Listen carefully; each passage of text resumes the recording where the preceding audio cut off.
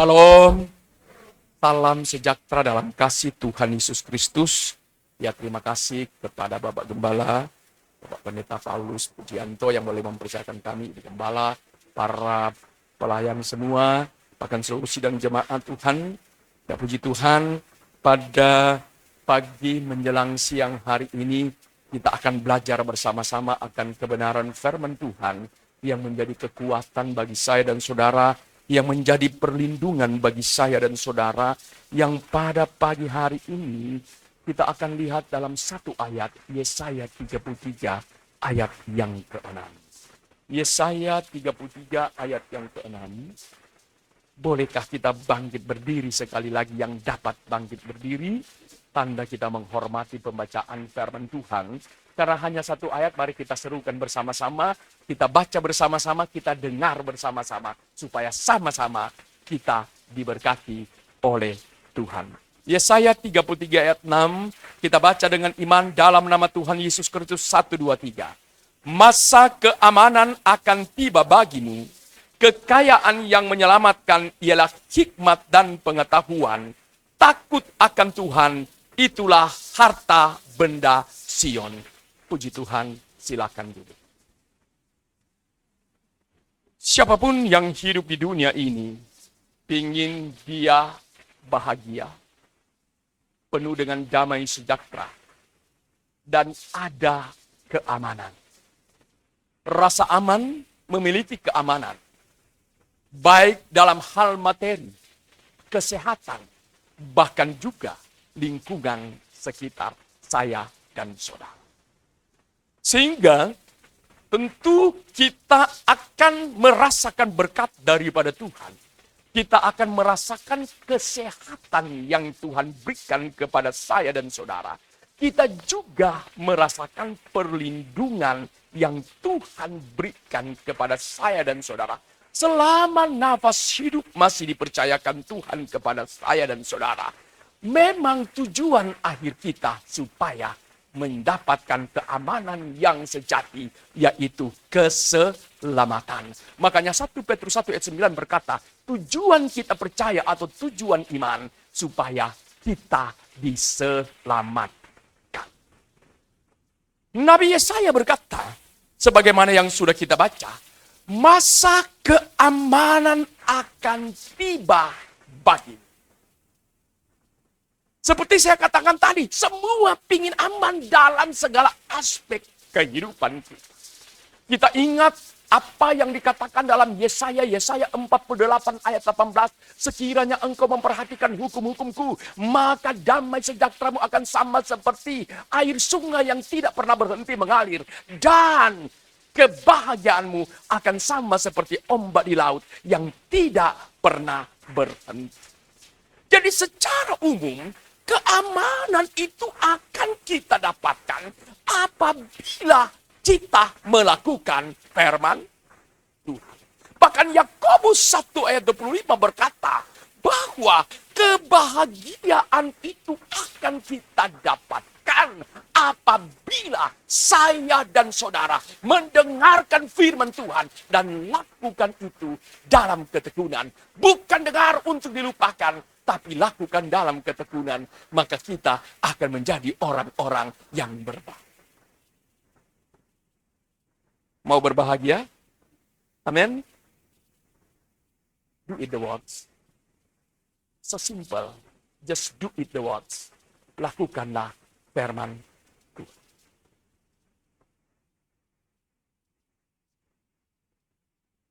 Tetapi pembacaan kita pada pagi hari ini lebih detail. Dikatakan bahwa kekayaan yang menyelamatkan atau yang membuat kita aman adalah hikmat dan pengetahuan.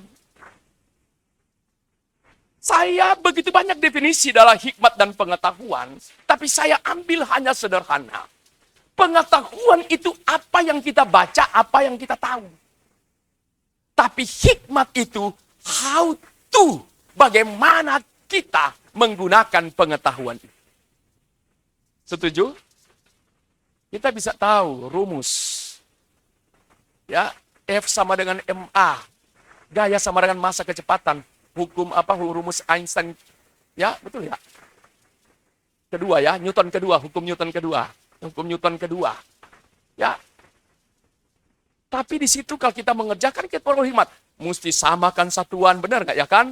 Mesti cari kadangkala yang diketahui kok percepatan tidak diketahui. Kita perlu cari dahulu, itu perlu hikmat. Bagaimana menyelesaikan satu soal.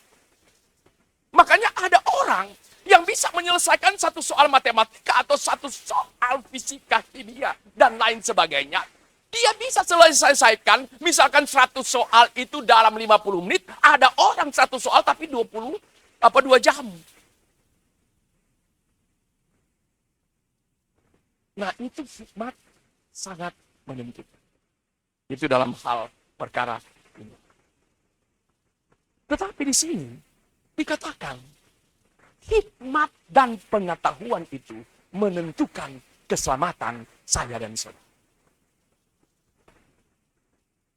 Berarti kalau pengetahuan kita dapatkan dari apa? Baca firman Tuhan. Ya, berdoa, berbakti kepada Tuhan. Sehingga kita bisa dengar firman Tuhan. Dengarkan apapun yang mendapatkan pengetahuan. Tentu dalam perkara pengetahuan rohani.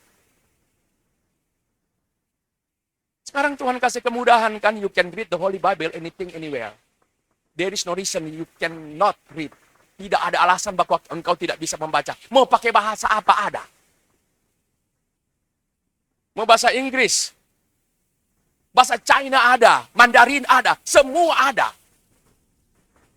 Bahasa daerah ada.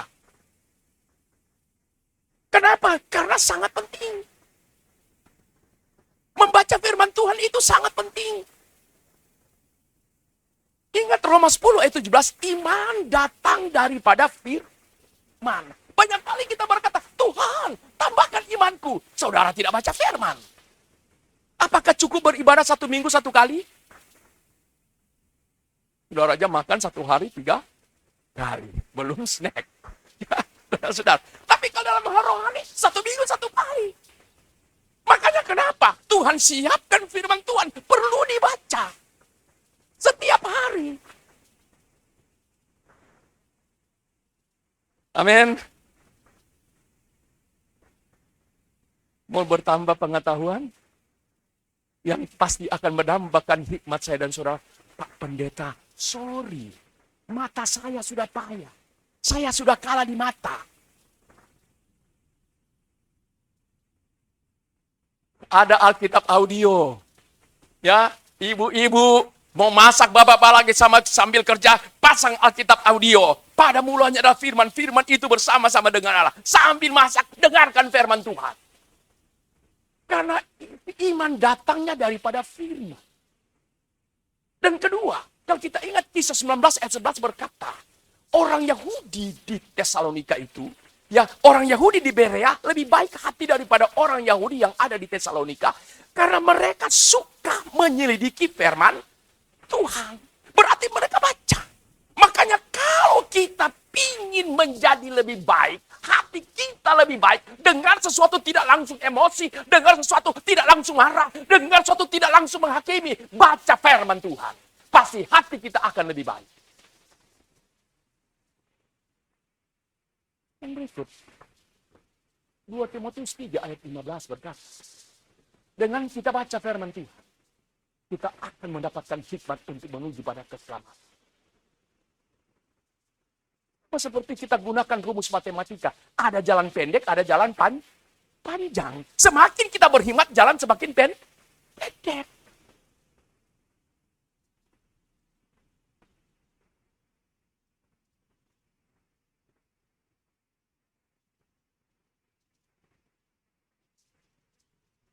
Dan tentu disertai dengan doa.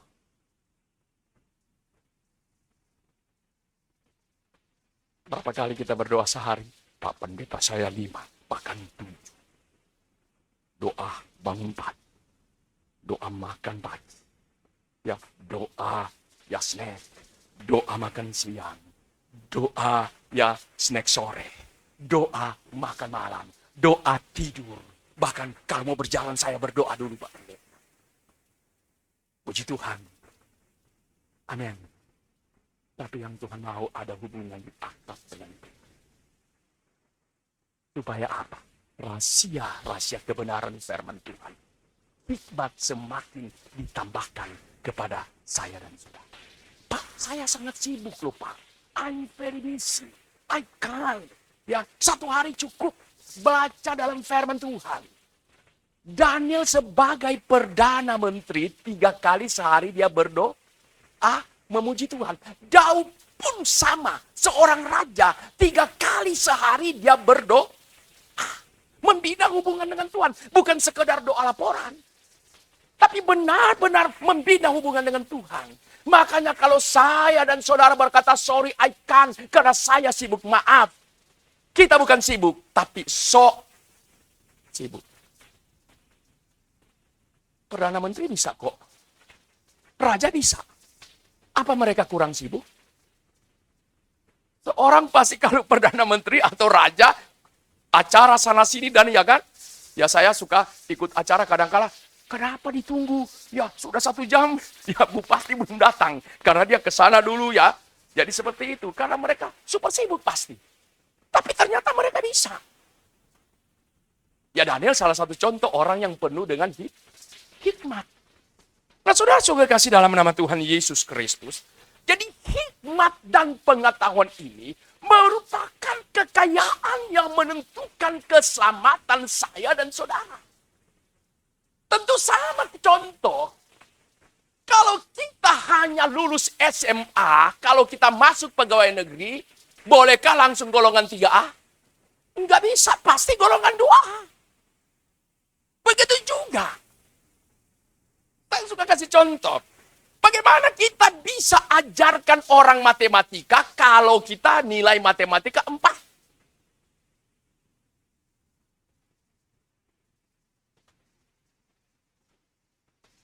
Makanya kenapa? Kekayaan yang menyelamatkan itu hikmat dan pengetahuan. Berarti apa? Kita perlu gali terus pengetahuan itu. Kita perlu benar-benar penuh hikmat daripada Tuhan.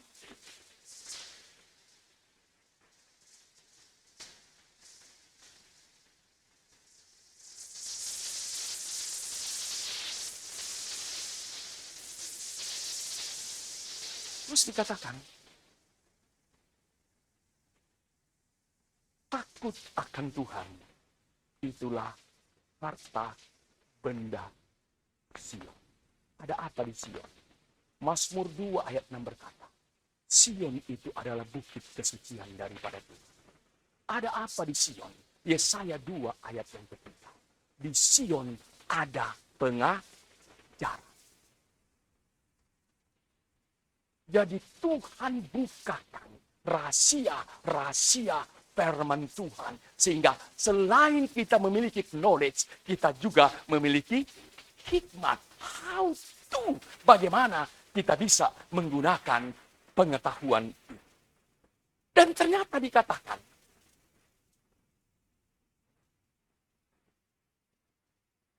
yang terutama, takut akan Tuhan.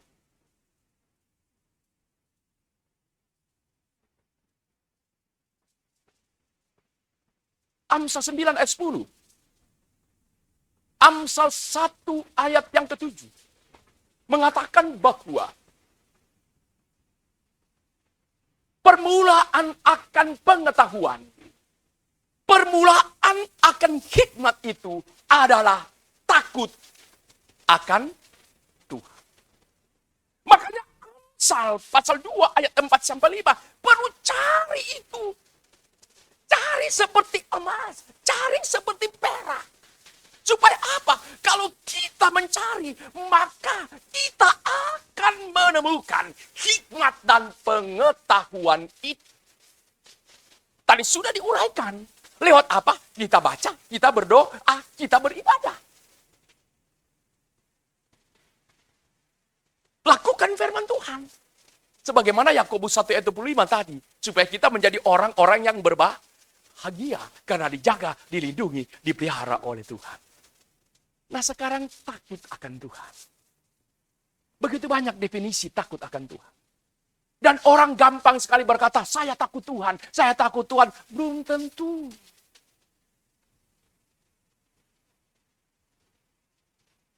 Amsal 8 ayat 13 berkata, orang yang takut akan Tuhan, dia akan menjauhi kejahatan. Dia tidak suka dengan kejahatan. Tingkah laku yang jahat, dia tidak suka. Bukankah firman Allah berkata, segala kejahatan adalah dosa. 1 Yohanes 5 ayat 17. Dosa itu melanggar hukum Allah. 1 Yohanes 3 ayat yang keempat. Berarti kalau kita hidup dalam kejahatan, berarti kita hidup dalam dosa. Dan maaf, Anda tidak takut Tuhan. Saya tidak takut Tuhan kalau kita masih hidup dalam dosa, dalam kejahatan. Kita bisa memuji Tuhan. Oh, aku takut Tuhan. Bisa. Yang lagi viral sekarang ini, yang dari Jawa Timur. Seorang pendeta yang menganiaya istrinya. Ya, tapi kelihatan, waduh alim, waduh luar biasa. Tapi ternyata dia tidak takut akan Tuhan. Jago berkhotbah, jago melayani Tuhan. Tapi ternyata tidak berkenan kepada Tuhan. Nah di sini saudara-saudara, kalau saya dan saudara takut akan Tuhan, belajar hidup dalam hal yang benar. Tinggalkan kejahatan. Tinggalkan perbuatan-perbuatan yang tidak berkenan kepada Tuhan. Belajar lakukan firman Tuhan. Supaya apa? Kita ada damai sejahtera seperti tadi. Kita ada kebahagiaan. Hati yang gembira adalah obat. Sehingga kita tidak stres. Tidak ada sakit penyakit. Makanya sering kali kita katakan, percaya Pak. Bilur-bilurnya telah menyembuhkan Bapak. Maaf. Kalau kita tidak hidup dalam hal yang hal benar. Bilur-bilurnya tidak pernah akan menyembuhkan saya dan saudara. Baca baik-baik 1 Petrus 2 ayat 24 itu. Kalau kita hidup dalam kebenaran, maka bilur-bilurnya telah menyembuhkan saya dan saudara. Haleluya. Jadi yang sakit atau ada dalam keadaan ikatan apapun mau sembuh. Mau diberkati oleh Tuhan. Belajar lakukan firman Tuhan. Belajar hidup dalam kebenaran. Tanpa kita minta, Tuhan sembuhkan. Bukankah? Dengan jelaskan. Kadang-kadang kita angkat percaya bilurnya. Percaya maaf, sorry. Ya, bilur Tuhan benar penyembuh. Tapi kalau kita tidak hidup dalam kebenaran, maka kesembuhan itu tidak akan kita dapat. Atau bisa saja kita sembuh. Tapi setelah itu terperangkap lagi. Saya pernah di satu pesawat dengan seorang yang mengatakan begini. Kok orang seperti pergi ke KKR, misalkan Reinhard Bonnke dan siapapun ya yang dipakai Tuhan luar biasa di tingkat dunia. Tapi setelah dia sembuh, kok itu juga? Gimana itu? Nah itulah saya masuk. Dalam 1 Petrus 2 ayat 24. Kita perlu berjalan dalam hal yang benar. Hidup dalam kebenaran. Makanya Tuhan Yesus berkata Matius 6 ayat 33. Tetapi carilah dahulu kerajaan Allah dan kebenarannya. Maka semua akan ditambahkan. Jangan balik. Tambahkan dulu Tuhan baru saya cari. Tidak. Kalau kita mau sembuh belajar hidup benar. Belajar sesuai firman Tuhan. Belajar sesuai tuntunan kuasa Roh Kudus. Pasti saudara sembuh. Karena firman Allah ya dan amin.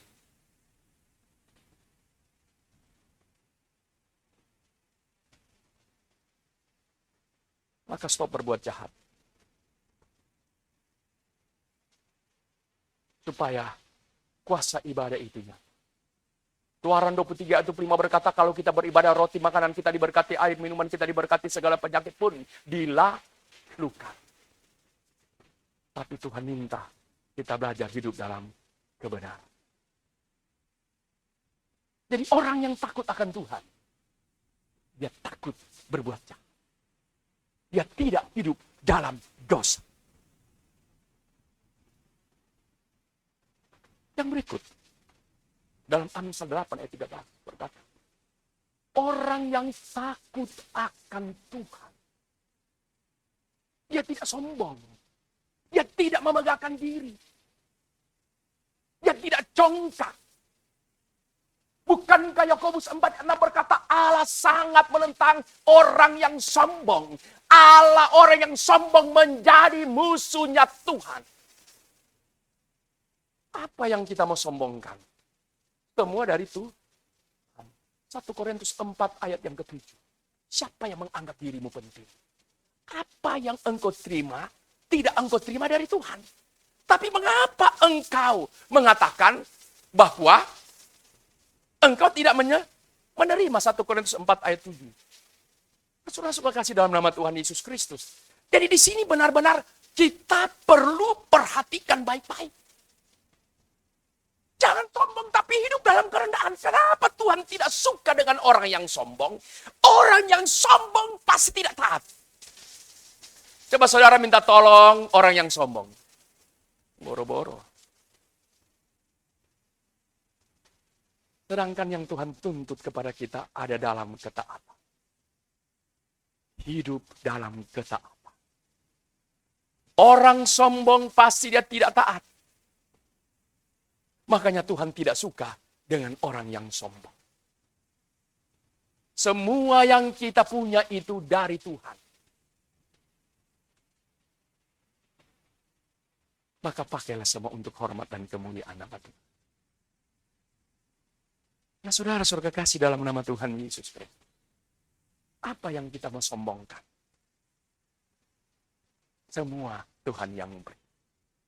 Tuhan yang mau tutup juga gampang. Tapi kalau kita ada dalam Tuhan, kalau kita baca Alkitab baik-baik, selama Raja ya Israel ataupun Raja Yehuda, ataupun saudara-saudara asis Allah, Nabi Allah, bahkan umat pilihan Tuhan, selama mereka berjalan sesuai dengan kehendak daripada Tuhan, Tuhan jaga, Tuhan pelihara. Tapi saat mereka mulai sombong, berbuat kejahatan, Tuhan kirimkan musuh. Coba perhatikan baik-baik. Tapi kalau kita ada berjalan bersama dengan Tuhan, kita tidak perlu takut. Bukankah Mazmur 34 ayat 8 berkata, malaikat berkemah berkeliling. Berkemah loh berkeliling. Dan di sana ada keluputan. Jadi selalu Tuhan luputkan saya dan saudara. Zakaria 2 ayat 9. Tuhan bagaikan tembok api berkeliling. Di sana ada kemuliaan. Kemuliaan itu saudara-saudara kekasih dalam nama Tuhan. Bukan kita melihat Tuhan saja. Kemuliaan itu berarti keajaiban daripada Tuhan. Bukankah pada waktu Lazarus dibangkitkan, Tuhan Yesus berkata kepada Marta, dalam Yohanes 11 ayat 40, bukankah sudah aku katakan kepadamu apabila engkau percaya, engkau akan melihat kemuliaan Tuhan. Yaitu Lazarus yang sudah dikuburkan 4 hari, dibangkitkan oleh Tuhan. Makanya kita bisa berkata, Tuhan, engkau Allah yang ajaib. Mungkin kita berkata, Tuhan, sudah nggak mungkin. Pergaulan saya sudah tidak mungkin. Tuhan, rumah tangga saya sudah tidak mungkin. Tuhan, usaha saya sudah tidak mungkin. Bisa bersama dengan Tuhan. Percaya, pasti mujizat bisa terjadi. Belajar hidup benar. Zakaria 1 ayat 3, kembalilah kamu kepadaku, maka aku akan kembali kepadamu. Saat kita datang kepada Tuhan, Tuhan jaga. Saya sangat terharu sekali kalau baca Raja Ahab. Dia raja paling jahat dari Raja Israel. Karena istrinya Isabel. Ya penyembah berhala dan luar biasa. Tetapi waktu dia datang merendahkan diri kepada Tuhan. Waktu dia datang berpuasa. Sambil merendahkan diri Tuhan panggil si Elia. Elia sini. Lihat si Ahab merendahkan diri kepadaku, aku tidak akan menghukum dia. Wow, kasih karunia Allah luar biasa. Di saat kita balik, saat kita datang kepada dia, sama seperti anak yang hilang, dipestakan oleh Tuhan. Diberikan berkat oleh Tuhan. Begitu juga kehidupan saya dan saudara. So, apa kita mau sombong? Apa yang kita mau pertahankan? Datang kepada Tuhan. Karena kita sudah menjadi orang pilihan Tuhan. Biar kita mau, kalau Tuhan nggak mau, bikin apa? Yohanes 2 ayat yang keberapa itu? 23, 24, 25. Ya, banyak orang percaya kepada Tuhan, tapi Tuhan tidak percayakan dirinya kepada mereka. Karena Tuhan tahu hati mereka. Jadi mereka percaya kepada Tuhan, tapi Tuhan tidak percaya. Sangat sakit seperti itu. Tapi saya yakin dan percaya, kita pada pagi hari, semua orang kita semua dipercaya oleh Tuhan. Sehingga kita ada sampai saat ini. Pasti berkat-berkat Tuhan juga akan menjadi bagian saya dan saudara. Keamanan akan kita dapatkan. Tapi, jauhkanlah daripada hal yang jahat. Dan kesombongan. Yang berikut yang ketiga. Jaga mulut kita.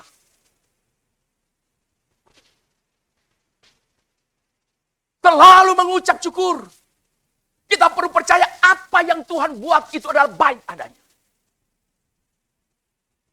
Yang penting kita berjalan dalam kebenaran. Karena ada orang, aduh tidak berhenti-berhenti pencobaan yang aku alami. Ujian, wah ujian, waduh tidak berhenti. Nggak selesai-selesai, makanya periksa diri.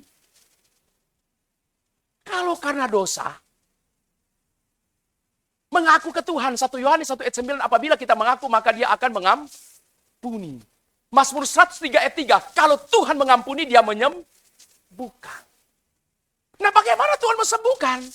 Seringkali kita anggap ujian padahal karena dosa. Jadi kita perlu mengaku, Tuhan sorry saya sudah salah, ampuni saya. Sederhana. Hanya mengaku kepada Tuhan dan belajar hidup dalam kebenaran. Pasti dipelihara oleh Tuhan. Karena Tuhan sangat mengasihi kita. Karena kita adalah orang-orang pilihan daripada Tuhan. Maka perkataan ini kita perlu jaga. Perkataan berkat yang kita sampaikan. Bukan perkataan, ya saudara terjemahkan sendiri. Kadang-kadang perkataan itu pindah di jari. Ya, dengan status ya di media sosial. Nah itu kita perlu jaga. Karena dengan jelas Amsal 8 ayat 13 tadi berkata, jaga setiap perkataan kita, jaga mulut kita. Jangan membawa bencana. Haleluya. Makanya orang kalau dia mengasihi Tuhan, sebelum dia berkata, dia selalu berhubungan dengan Tuhan. Saudara nggak perlu kunci kamar, nggak perlu pergi kemana. Apapun yang kita hadapi, saat kita hadapi, hati kita bisa angkat ke Tuhan. Tuhan, tolong saya. Apa yang harus saya jawab? Sekian detik kita ada hubungan dengan Tuhan, marah pasti hilang. Tuhan akan berikan ketenangan. Sehingga mulut kita mendatangkan berkat. Haleluya. Yang berikut, yang keempat. Maleakhi 1 ayat 6 sampai 9. Kalau aku ini Bapa, di manakah rasa hormat? Kalau aku ini Tuhan, di mana rasa takut? Biasa manusia. Gimana Tuhan? Gimana sih Tuhan? Tuhan bilang begini, coba kamu memberikan persembahan kepada bupatimu satu binatang yang cacat. Bupati akan terima nggak? Nggak akan terima. Ya. Begitu juga saya dan saudara dengan Tuhan. Tuhan pencipta kali langit dan bumi. Dia Allah yang berkuasa. Bahkan dia menjadi raja di atas segala raja. Yang layak kita puja. Yang layak kita sembah. Kita ingat waktu umat pilihan Tuhan meminta raja. Kemudian lewat Samuel dikatakan hak raja adalah ya begitu banyak hak raja. Semua yang terbaik akan diambil oleh raja. Begitu juga saya dan saudara. Kita mau berikan yang terbaik untuk Tuhan. Haleluya. Luar biasa. Waktu kita yang terbaik untuk Tuhan. Tapi saya senang, saya lihat, saya masuk, wow, sudah begitu banyak orang. Ya, jemaat sudah ada. Ya, karena kita perlu berikan yang terbaik untuk Tuhan. Yesaya 1 ayat 13 berkata, persembahan yang tidak sungguh, berbau kejijikan di hadapan Tuhan. Mari kita belajar berikan yang terbaik untuk Tuhan. Apalagi cuma 1 minggu 1 kali beribadah. Haleluya. Ya, mari kita belajar berikan yang terbaik. Saya belajar daripada seorang hamba Tuhan yang sangat luar biasa yang sudah almarhum. Ya, Bapak Pendeta Yakub Nahwai almarhum. Dia katakan begini kepada saya. Kepada kami. Dia kalau hari Jumat dia bina hubungan dengan Tuhan. Kalau hari Sabtu dia sudah siapkan pakaian apa yang akan dia pakai. Sepatu apa yang harus dia pakai. Supaya pada waktu hari Minggu dia sudah siap. Hari Jumat waktu dia bina hubungan dengan Tuhan sambil berpuasa, dia selidiki firman Tuhan apa yang harus dia bawakan kepada jemaat Tuhan. Dan itu terbukti.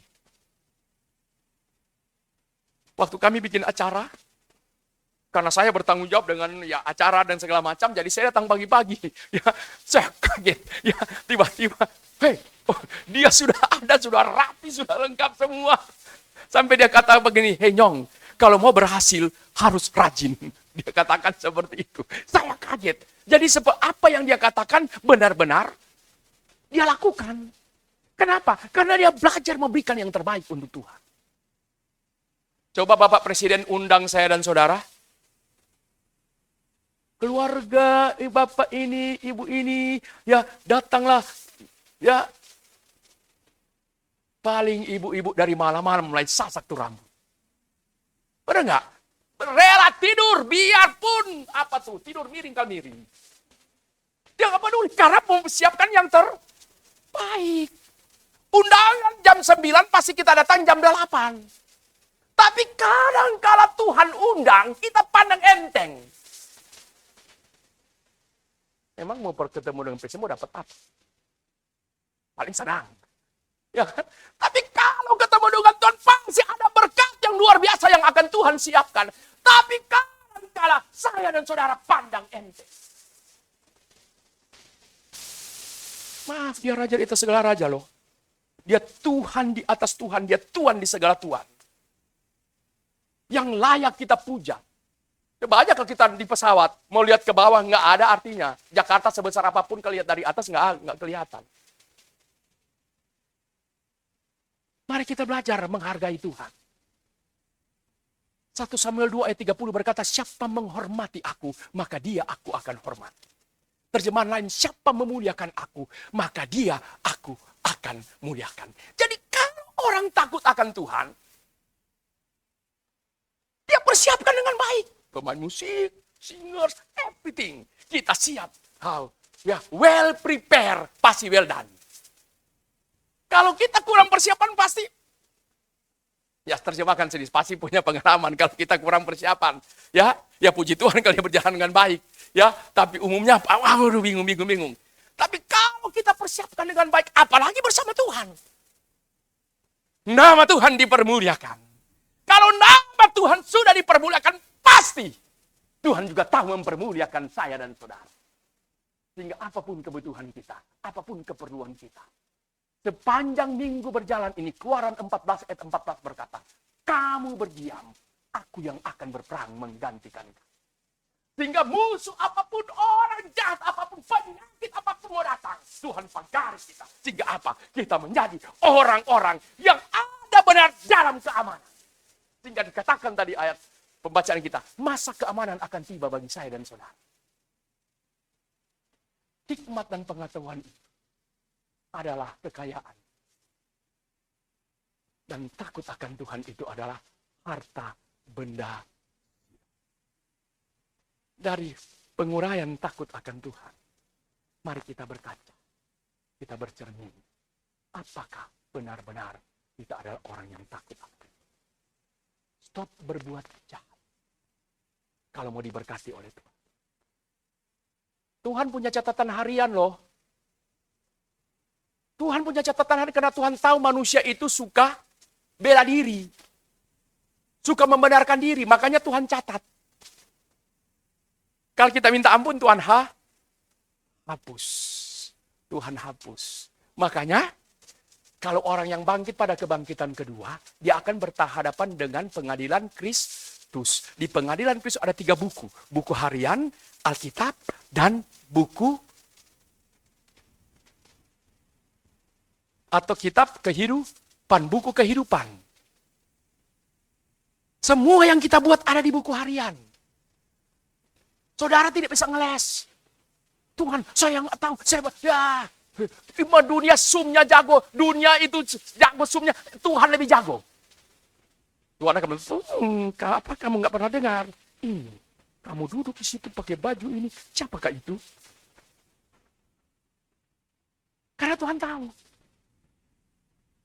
Makanya, mari kita belajar untuk memuliakan Tuhan. Semua yang kita lakukan dicatat oleh Tuhan. Seperti Cornelius. Segala doa dan sedekahmu sudah menjadi peringatan akan aku. Karena dicatat oleh Tuhan. Dan firman Tuhan berkata, segala jerilah kita tidak pernah menjadi sia-sia. Saudara datang beribadah, Tuhan bayar loh. Amin? Dia bayar. Tidak ada yang tidak dibayar. Semua jerilah kita dihargai oleh Tuhan dan dibayar oleh Tuhan.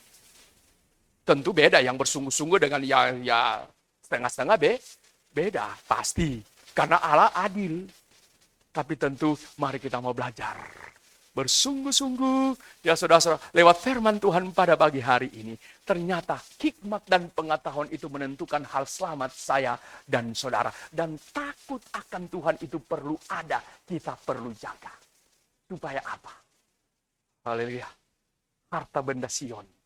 Sion itu berbicara tentang bagaimana Tuhan akan membukakan rahasia-rahasia. Dalam Mazmur 25 ayat 12 sampai 14, cuma waktu ya yang saya tidak bisa uraikan terus. Orang yang takut akan Tuhan, Tuhan akan tunjukkan jalannya. Orang yang takut akan Tuhan, Tuhan akan ajarkan. Orang yang takut akan Tuhan, Tuhan akan sampaikan janjinya. Ya, mudah-mudahan next time kita ulas tentang ya sambungan takut akan Tuhan, apa yang akan kita dapat dengan luar biasa itu. Ya, dengan kita takut akan Tuhan. Tapi saya yakin dan percaya. Mari saudara-saudara kekasih dalam nama Tuhan Yesus Kristus. Tingkatkan doa dan membaca firman Tuhan. Amin. Saya berani mengatakan, baca firman Tuhan. Karena saya kalau baca firman Tuhan 1 hari, ya, kalau terjemahan baru 7 pasal, kalau tanggal ganjil, tanggal benar, tanggal genap 6 pasal. 2 terjemahan lama dan terjemahan baru. 1 tahun berarti saya selesaikan 4 kali baca Kejadian sampai Wahyu. Jadi kalau suruh orang baca Alkitab nggak tertuduh. Karena bisa aja kita, baca Alkitab berdoa, padahal kita tidak berdoa, kita tidak baca Alkitab. Jadi ya dengan leluasa boleh menyampaikan. Mari kita belajar baca Alkitab secara rutin. Ya saudara, step by step. Mau 1 ayat, 2 ayat, 1 pasal. Ya lama-lama hanya jadi suatu kebutuhan. Kalau nggak baca, seperti nggak minum kopi. Ya, seperti, begitu juga dengan doa. Kan biasanya setelah kita firman Tuhan, baca firman Tuhan, kita bisa berdoa. Itu kita bina hubungan pribadi dengan Tuhan. Pasti. Apapun yang kita alami, Tuhan bela. Ingat Daniel. Dia masuk ke gua singa, sehingga itu Tuhan katupkan mulutnya. Jadi Tuhan sanggup pelihara kita. Silakan orang berendangkan jahat kepada saya dan saudara. Kita punya Tuhan yang akan berperang menggantikan saya dan saudara. Kenapa? Karena kita bina hubungan dengan Tuhan. Segala puji dan hormat hanya bagi nama Tuhan. Tuhan yang empunya firman yang akan menyempurnakannya. Bapa kami dalam sorga dalam nama Tuhan Yesus Kristus. Segala puji dan hormat hanya bagimu. Terima kasih Tuhan. Hamba telah menyampaikan firman-Mu. Tanah meteraikanlah firman-Mu dalam kehidupan kami. Dan kami terlalu yakin, Engkau Allah yang Maha Kuasa. Lewat kami berbakti beribadah saat ini. Yang sakit sudah disembuhkan. Yang lemah sudah dikuatkan. Yang tertutup jalan sudah dibukakan jalan. Yang susah dihiburkan, bimbang dipertapkan. Dalam pergumulan diberikan kemenangan. Bahkan yang mulai undur dipanggil oleh Engkau. Dikembalikan kepadamu Tuhan. Kembalikan cinta kasih mula-mula. Terima kasih Tuhan. Terpujilah Engkau. Memberkati juga Bapak Gembala Tuhan. Yang berada di luar Indonesia. Jadikan dia garam transaksi surat terbuka ditulis pasal rohmu. Menjadi saluran berkat bagi banyak orang. Berikan kekuatan, kesehatan, penghiburan kepada. Sehingga dia boleh kembali berjumpa dengan keluarga dan jemaat. Semua untuk kemuliaan namamu. Terpuji-pujilah Engkau dalam nama Tuhan Yesus Kristus. Haleluya. Amin. Saya kembalikan kepada